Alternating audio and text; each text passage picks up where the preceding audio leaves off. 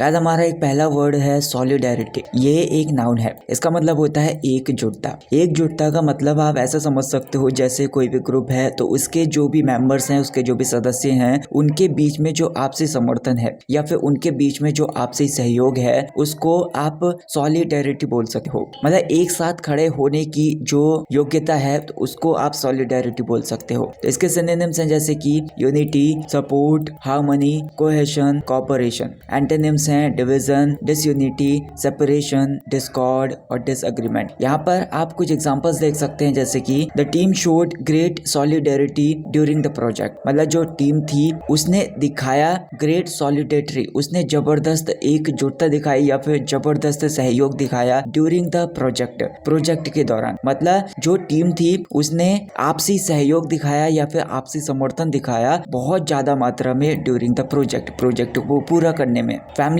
Often come together in solidarity during difficult times. मतलब जब difficult times आता है या फिर मुश्किल समय आता है तो उस टाइम पर जो फैमिलीज होती हैं, फिर परिवार होते हैं, वे अक्सर कम टुगेदर, वे आ जाते हैं एक साथ या फिर वे दिखाते हैं सॉलिडर या फिर एक साथ आने के बाद वे आपसी सहयोग दिखाते हैं या फिर आपसी समर्थन दिखाते हैं। The workers united in solidarity to demand better wages. मतलब जो वर्कर्स थे या फिर जो कर्मचारी थे या फिर जो भी मजदूर थे, उन्होंने यूनाइटेड इन सॉलिडेरिटी, उन्होंने एकजुटता दिखाई या फिर एक जगह इकट्ठा होकर एक यूनियन बनाने के बाद एकजुटता दिखाई या फिर आपसी सहयोग दिखाया। टू डिमांड, मांग करने के लिए, बेटर वेजेस मतलब बेहतर वेतन की मांग करने के लिए उन्होंने एकजुटता दिखाई। नेक्स्ट हमारा एक वर्ड है पल्वराइज। ये एक वर्ब है, इसका मतलब होता है किसी को कुचल देना। मतलब कोई चीज है उसको पूरी तरीके से कुचल देना, उसको पूरी तरीके से नष्ट कर देना। इसका यूज हम अक्सर तब करते हैं जब किसी चीज को बारीक टुकड़ों में तोड़ा जाता है। तो सिनोनिम्स है जैसे कि crush, grind, destroy, demolish, shatter. Antonyms हैं build, create, assemble, restore, preserve. यहाँ पर आप एग्जांपल्स देख सकते हैं। The chef pulverized the spices to make a fine powder. मतलब जो शेफ था उसने पल्वराइज किया या फिर उसने छोटे छोटे बारीक टुकड़ों में तोड़ा किसको? द स्पाइसेस, जो मसाले थे, मसालों को उसने छोटे छोटे बारीक टुकड़ों में तोड़ा। To make a fine powder मतलब एक बारीक पाउडर बनाने के लिए। द किड्स पल्वराइज्ड मतलब जो बच्चे थे उन्होंने कुचला या फिर कुचल दिया द सैंड कास्टल। सैंड कास्टल को आप बोल सकते हो जो रेत का महल होता है या फिर रेत से जो एक घर जैसा या फिर महल जैसा तैयार किया जाता है उसे सैंड कास्टल बोलते हैं। तो बच्चों ने कुचल दिया सैंड कास्टल या फिर रेत का जो महल था उसको कुचल दिया ड्यूरिंग देयर प्ले मतलब अपने खेलते time. The army pulverised the enemies strong hold during the attack. मतलब जो आर्मी थी उसने पल्वराइज कर दिया या फिर उसने कुचल दिया द एनिमीज, दुश्मन के स्ट्रॉन्ग होल्ड को या फिर दुश्मन के गढ़ को। मतलब जिसमें दुश्मन ठहरे हुए थे उन दुश्मनों ने शरण ली हुई थी तो उस स्ट्रॉन्ग होल्ड को आर्मी ने पल्वराइज कर दिया या फिर छोटे छोटे टुकड़ों में तोड़ दिया ड्यूरिंग द अटैक के टाइम पर। नेक्स्ट हमारा एक वर्ड है leverage.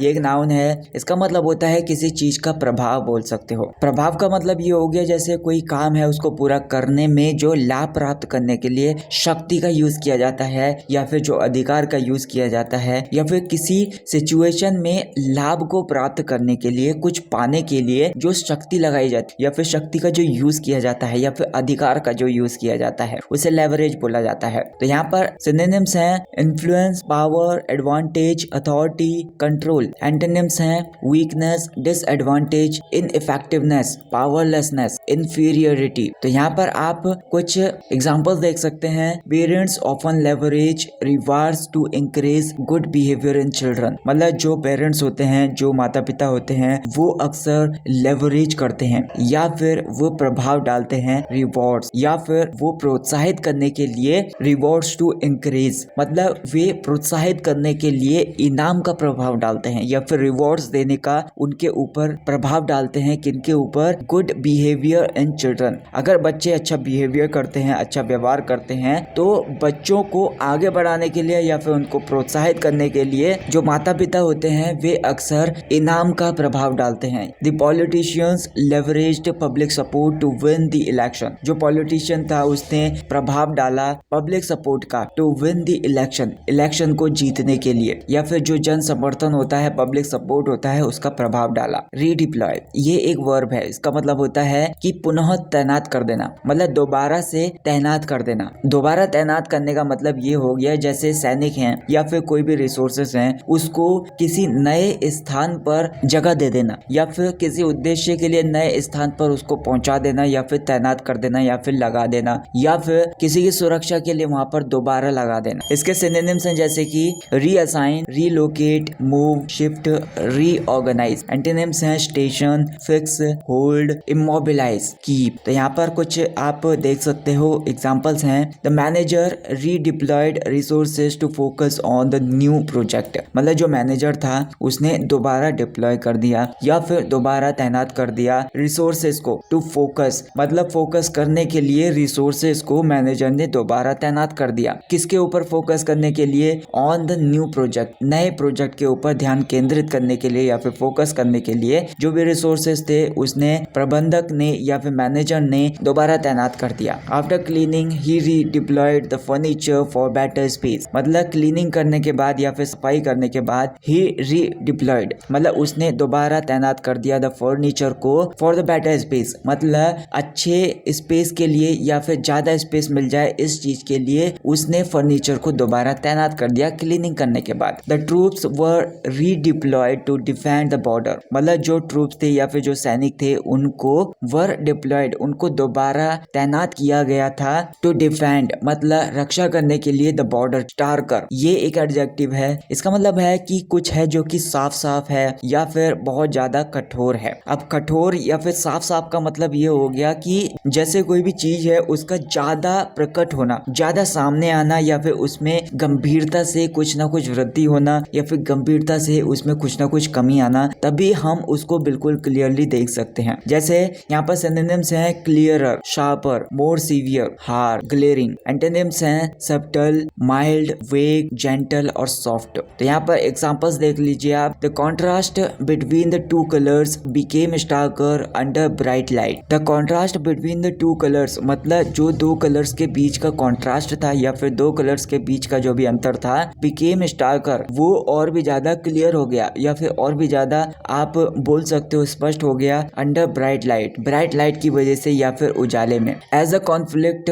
Escalated the differences between the two sides became starker, मतलब जैसे ही कॉन्फ्लिक्ट था वो एस्केलेट हो गया या फिर और भी ज्यादा बढ़ गया या फिर संघर्ष जो था वो जैसे ही वो और ज्यादा बढ़ गया, द डिफरेंसेस जो भी डिफरेंस था या फिर अंतर था बिटवीन टू साइड्स दोनों पक्षों के बीच में जो भी अंतर था वो और भी ज्यादा क्लियर हो गया। फ्यूटाइल ये एक एडजेक्टिव है, इसका मतलब होता है कि कुछ है जो कि व्यर्थ है, बेकार है या फिर यूज का नहीं है। आप बोल सकते हो जैसे कुछ करने के लिए या फिर कुछ पाने के लिए किसी ने बहुत ज्यादा मेहनत की है तो वो बेकार है, मतलब बेकार में ही या फिर यूजलेस तरीके से उसने मेहनत की है या फिर उसको कोई भी लाभ नहीं मिला है। तो यहाँ पर सिनोनिम्स है जैसे कि यूजलेस, पॉइंटलेस, इनइफेक्टिव, फ्रूटलेस और वर्थलेस। एंटोनिम्स हैं यूजफुल, इफेक्टिव, प्रोडक्टिव, सक्सेसफुल और वर्थवाइल। तो यहाँ पर आप एग्जांपल्स देख सकते हैं जैसे कि arguing with him was futile as he had already made up his mind, मतलब आर्ग्यूइंग विद हिम मतलब उसके साथ जो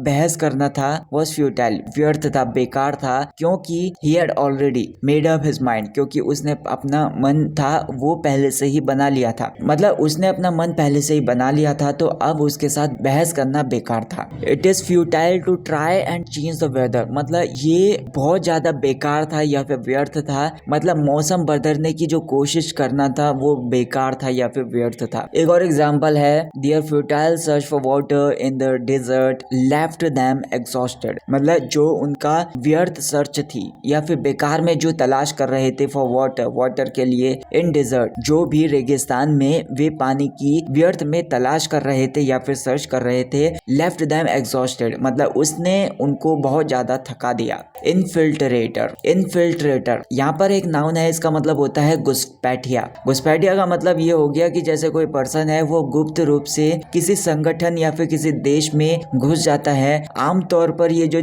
घुसपैठिया होता है वो जानकारी हासिल करने के लिए या फिर किसी स्पेशल उद्देश्य से किसी देश में प्रवेश करता है। तो सिनोनिम्स है जैसे कि spy, intruder, agent, mole, saboteur. यहाँ पर एंटोनिम्स हैं guard, protector, ally, defender, sentinel. तो यहाँ पर आप एग्जांपल्स देख सकते हैं। The security guard caught an infiltrator trying to enter the building. मतलब जो सिक्योरिटी गार्ड था वो कॉट एन इन्फिल्ट्रेटर, उसने एक घुसपैठिए को पकड़ा। Trying to enter the building, वो एंटर करने वाला था या फिर एंटर करने की कोशिश कर रहा था बिल्डिंग में। The infiltrator managed to gather crucial information from the enemy camp. मतलब जो घुसपैठिया था उसने दुश्मन के कैंप से क्रूशियल इंफॉर्मेशन या फिर इंपॉर्टेंट जानकारी को इकट्ठा कर ली। पॉवर्टी स्ट्रिकन, यहाँ पर ये एक एडजेक्टिव है, इसका मतलब होता है गरीबी से पीड़ित कोई भी इंसान है तो उसको पॉवर्टी स्ट्रिकन बोला जाता है। मतलब आर्थिक रूप से जो कमजोर सिचुएशन में पर्सन होता है उसको पॉवर्टी स्ट्रिकन बोला जाता है। तो यहाँ पर सिनोनिम्स है जैसे कि डिस्टिट्यूट, इम्पॉवराइज्ड,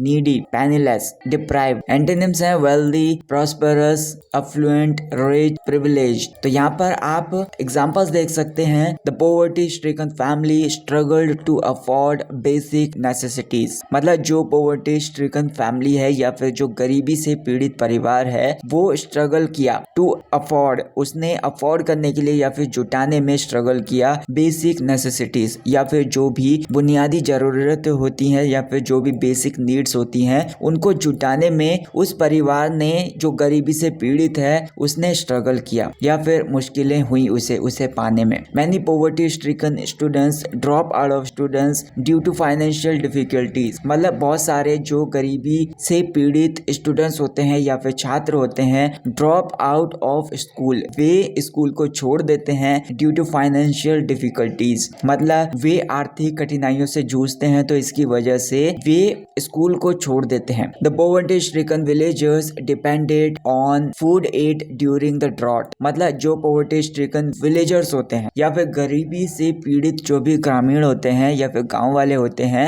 डिपेंडेड मतलब वे निर्भर थे ऑन फूड एड, मतलब वे खाद्य सहायता पर या फिर खाने की जो भी सहायता थी उसके ऊपर वे निर्भर थे ड्यूरिंग द ड्रॉट या फिर सूखे की वजह से। सूखे के दौरान जो भी खाने की सहायता थी या फिर जो भी सहायता मिलती थी खाने के लिए या फिर जो भोजन आता था उनके लिए खाना खाने के लिए, उस पर वे निर्भर थे। So that's it guys for this video. I hope आपको ये वीडियो पसंद आई होगी। आपके जो भी डाउट्स हैं उन सारे डाउट्स को मुझे कमेंट सेक्शन में बता दीजिए, मैं उन पर वीडियोस बनाकर आपके डाउट्स को क्लियर जरूर करूंगा। तो वीडियो को लाइक कर देना, चैनल को सब्सक्राइब कर देना। Thank you so much for watching this video.